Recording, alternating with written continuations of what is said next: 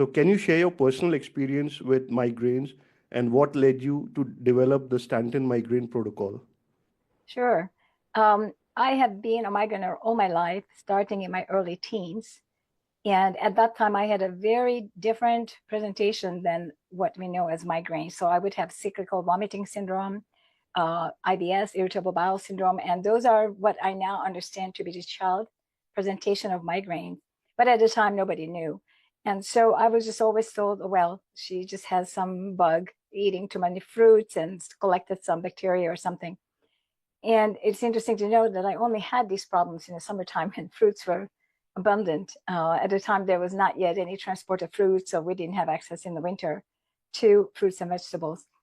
And then as time went and I became an adult and I had children, after that, when I had my first child, was the real first migraine in my life. And then shortly after that, I was diagnosed with migraine by a doctor going through, excuse me, a host of tests.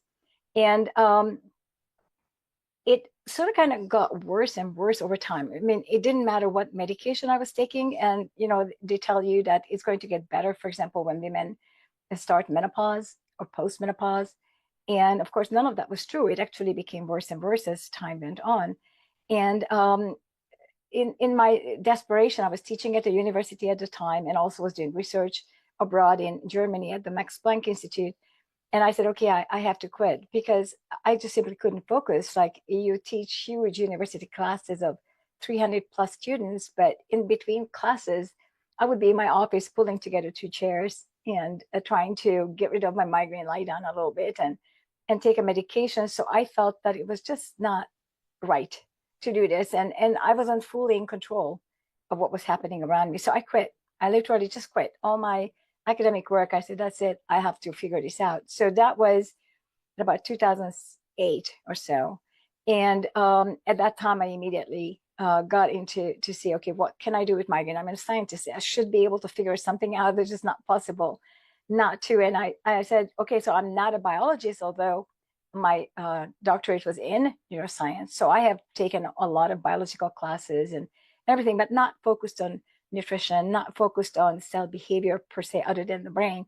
And so I spent the next 10 years focusing on reading everything. And I'm in textbooks, starting at the basics and all the academic articles I could find. And I have a very mathematical mind.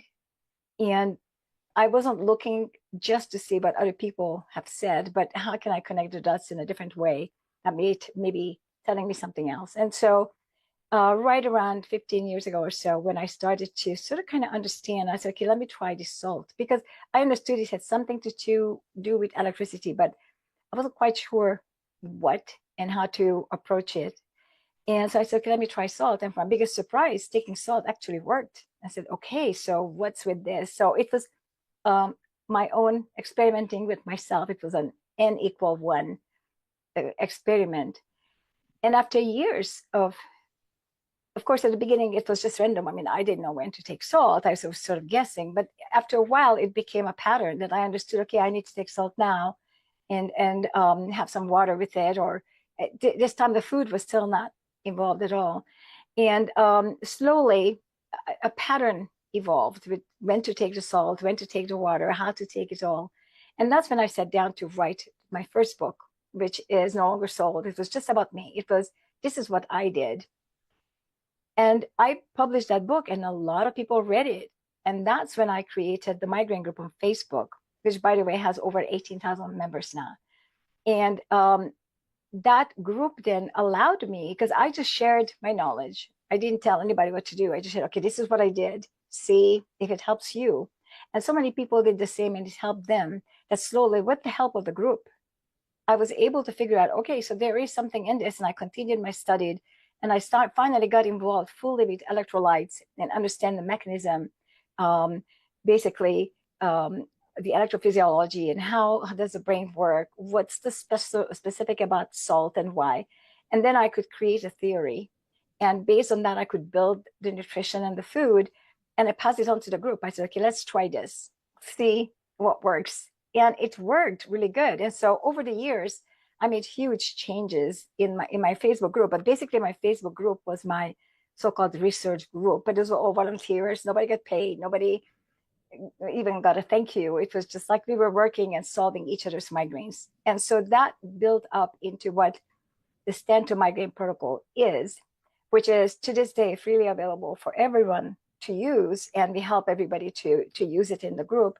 So the principle remained the same, but by now we know precisely, I mean, down to the last T of what we have to do and how it works. And now we solved issues such as menstrual cycles, temperature changes, barometric pressure changes, children, men who also have migraines with or without aura. I mean, all the different kinds of situations by now I've completely understood and figured out. And so just recently, last year, also published an academic article on the summary of basically of what I found and how it works and how it's connected to nutrients and salt.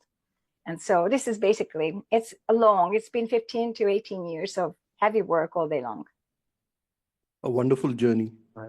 It has been, yes, and very rewarding.